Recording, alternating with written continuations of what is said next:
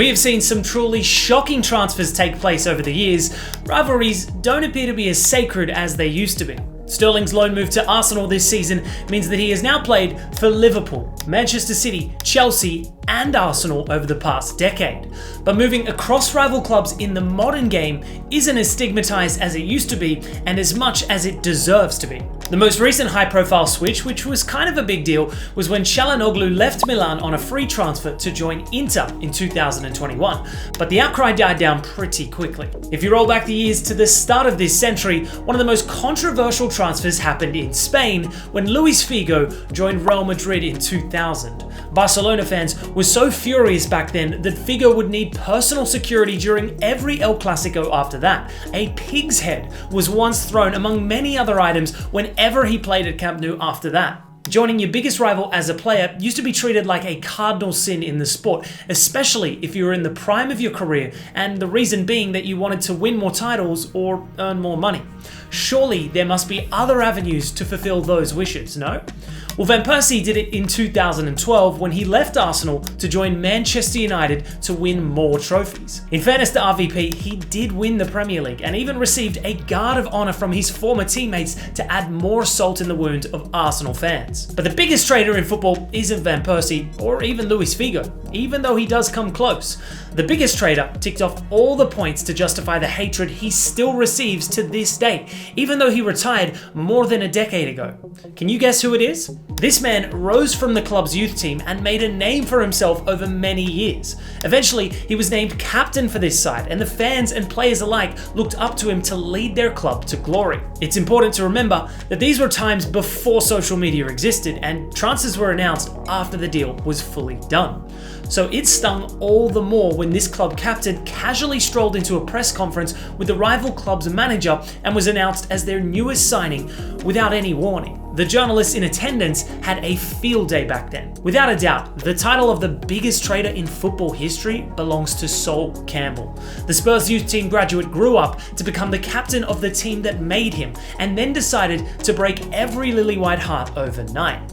This is the story of the player who sometimes gets death threats sent his way, even today. He retired 12 years ago. Imagine the ripples this transfer caused in 2001, for its effects to be felt even today.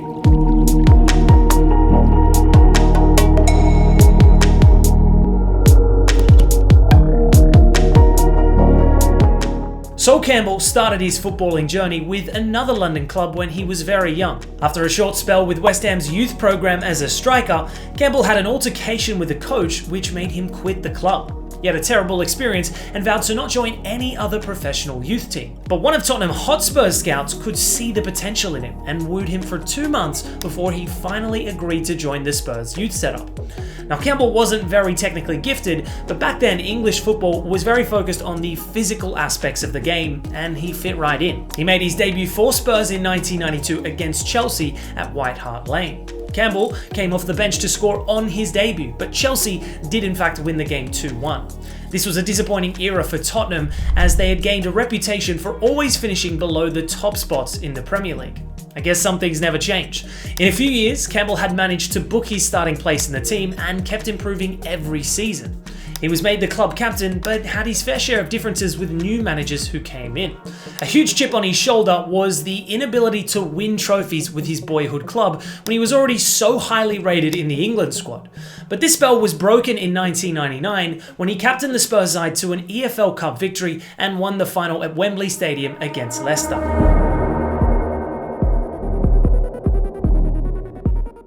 The Spurs faithful were very excited about their course from there, and they thought the only way was up. The EFL Cup victory allowed them to take part in the UEFA Cup in the 1999-2000 season. That campaign ended in disappointment with a second round exit, but something noteworthy happened off the pitch that season. Sol Campbell was accused of breaking a steward's arm during a scuffle that happened in a match against Derby County. The Spurs legal team advised him to have the court case bound over, which basically meant that he wouldn't be convicted of the charge, but he would be required to admit to a lesser degree of offence. Campbell didn't agree with this approach, and so the Spurs legal team told him to get his own lawyers to fight it. This was probably one of the factors that soured his faith in the club hierarchy. Even though the case was eventually dismissed, Campbell didn't particularly like how he had to fend for himself. His contract was expiring in less than 2 years by the summer of 2001, and suddenly there was tension around striking a new deal. Regardless, he continued to play for the club, and an injury kept him out for 3 months in the 2000-2001 season. Later that campaign, the FA Cup semi-final was all set for a North London derby to kick off at Old Trafford. Campbell was carrying an injury at the time, but the stakes of the game made the Spurs manager Glenn Hoddle play him anyway. Spurs were leading 1-0 when a heated challenge on Roy Parler ended with Campbell injuring his ankle. While he was getting treatment on the touchline, Patrick Vieira headed in the equaliser against Spurs' 10 men. Campbell was taken off and Arsenal ended up winning 2-1. Funnily enough, this would be his final outing for Spurs.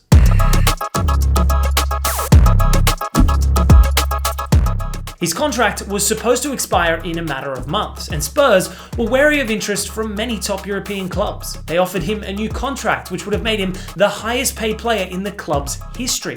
The negotiations went on over the next few weeks and tension rose. Sol Campbell wasn't just the Spurs captain, he was one of the best centre-backs in the world at the time. While the negotiations went on after the season was over, Campbell appeared in interviews and assured the fans that he would sign a contract soon. He made them believe that the negotiations were just a matter of minuscule differences in details and they would eventually get wrapped up.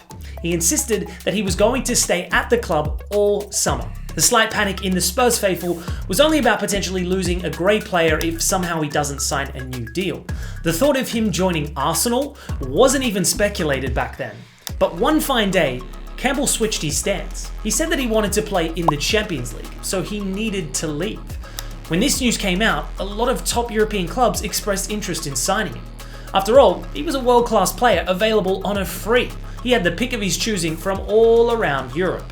The England manager, Sven-Göran Eriksson, had reportedly advised him to look for a new club that played in the Champions League.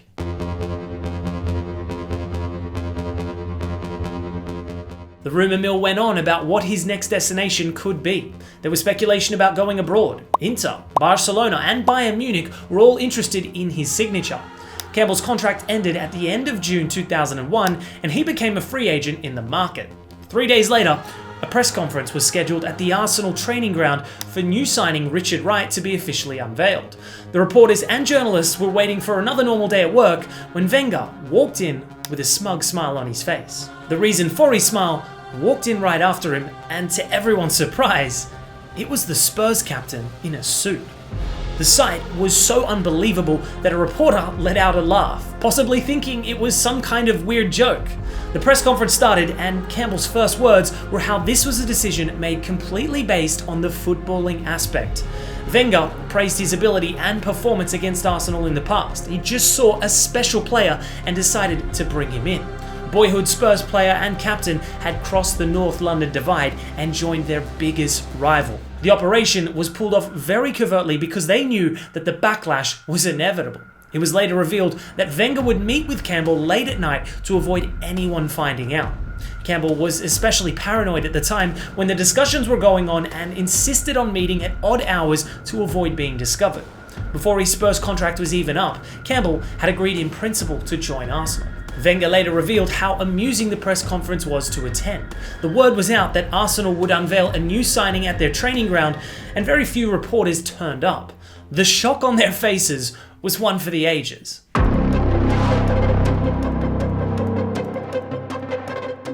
The news came out and Spurs fans understandably lost their minds. They couldn't imagine in their wildest dreams that this was even plausible. Campbell was branded as Judas for the unforgivable sin he had committed. The first North London derby after his move had a fierce atmosphere. The crowd hissed at him and held up balloons with Judas written on them. 2 bottles were thrown towards him during the warm-up itself. Every touch he took was greeted with the loudest boos. Even Sol Campbell's brother was present in the Spurs crowd, hurling insults at him, which perfectly epitomizes the fiery rivalry between the London clubs. The match ended in a 1-1 draw. The hatred was justified, and Campbell's false promises earlier about staying at Spurs till the very end of his contract made the move sting all the more. He had once mentioned in a Spurs-related magazine how he would obviously never play for Arsenal. He came out of the Spurs academy and became one of the best centre-backs in the world. He was named captain and led them to silverware. Then he joined Arsenal on a free transfer. The hatred is definitely justified. But in his very first season, he got exactly what he left Spurs for: trophies. Arsenal won the domestic double that season, and 2 years later went on the invincible run with Campbell at the back. The 2003-04 season also ended up with Arsenal lifting the Premier League title on the day of the North London derby. It was one of the worst nights for Spurs fans in the stands. Even to this day, any public sighting of Campbell by a Spurs fan is usually followed up with insults. Even though Campbell now insists that it should be let go as if it's something of the past, the wounds run deep and he probably never will be forgiven for joining Arsenal. Can you think of any other transfer that was more hurtful for a fan base than Campbell to Arsenal? We doubt it, but let us know what you think in the comments below.